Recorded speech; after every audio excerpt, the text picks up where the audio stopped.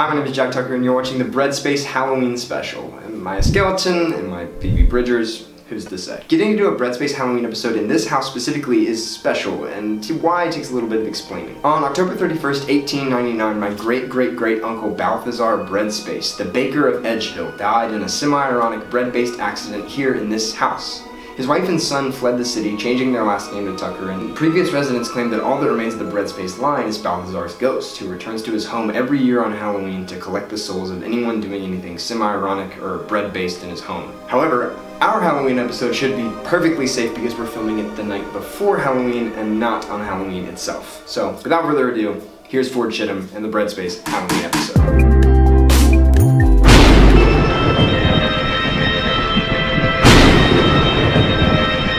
One home may be unfamiliar. Who is Ford Chittom, and also who is Ford Chittom dressed as for Halloween? I'm a sophomore biblical studies major, and I'm from Selma, Alabama. And the character that I'm dressed as is a bit of a musical reference. There's a Christian rapper named Peabody that I'm a big fan of, and on his outro track called A Peaceful Outroduction, he puts a vocal effect on it. Says, like, yo, I'm what happens when James Brown meets Kanye. And he's like, no, I'm more like if Arthur Reed picked up the bass and grew up playing in a church and with some tracks by Beyonce. So I'm what happens when James Brown meets Kanye. So when James Brown meets Kanye, it's a suit jacket and a tie with a t-shirt. Yeah, I feel like you had to have the t-shirt in there because, you know, it's Kanye. Yeah. What do you say we carve some pumpkins? I'm quite excited to carve some pumpkins. Let's get after it. I like to start with a good, like, kind of wring the neck. Oh, I don't like that. Ah, the lid is off. We've arrived.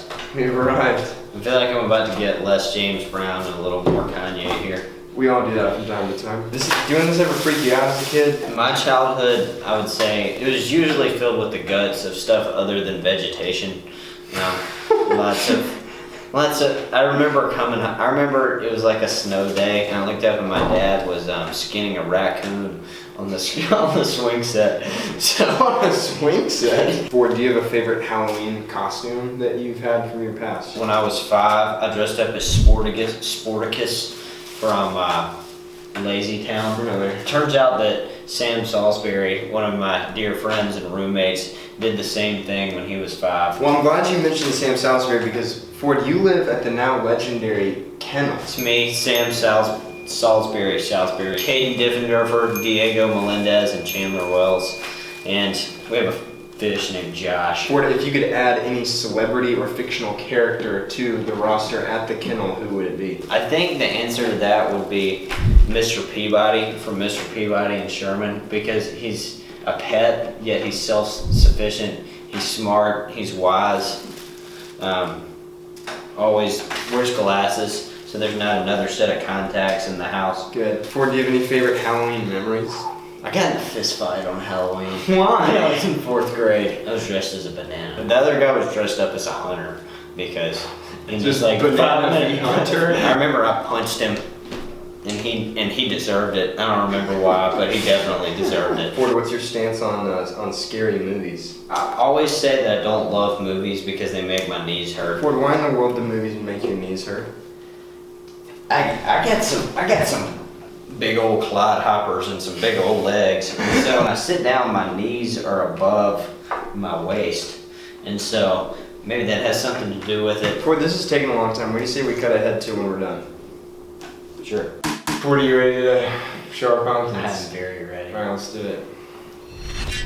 What we got going on over here? First off, we got the logo for Breadspace. Thank you. I feel like it was a rough rendition. That's kind of... So this is an iron.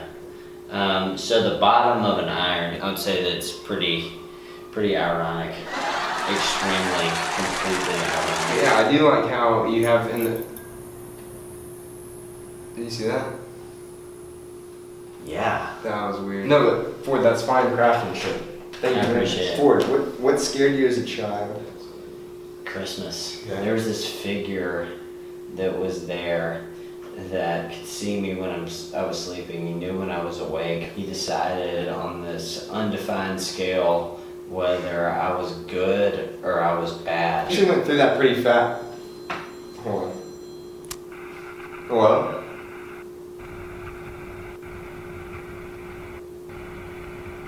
There's no one there. That's.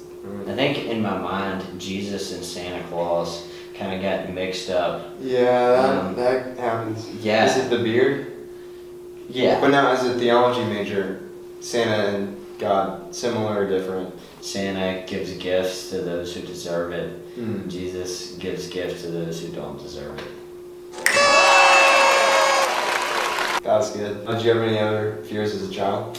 Let's see. I've always been scared of kidney stones, scheduling conflicts, catheters. I feel like the whole point, though, of the whole is what just happened. What the? Wait, what time is it? It's midnight. It's Halloween. Oh my gosh. Hold on.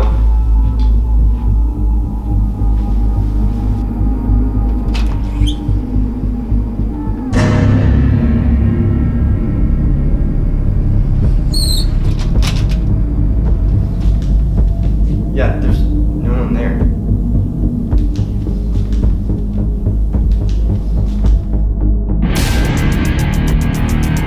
Hey guys. Easton. Yeah, the front was locked. I tried calling, went around back. Wait, so the ghost of Balthazar Breadspace is not here at all? Jack, everyone knows Balthazar's ghost only collects your soul if you're doing something semi-ironic and bread-based. Did you even make bread on this episode? So if that was him on the phone and him at the door, then who was flickering the lights? Nosferatu.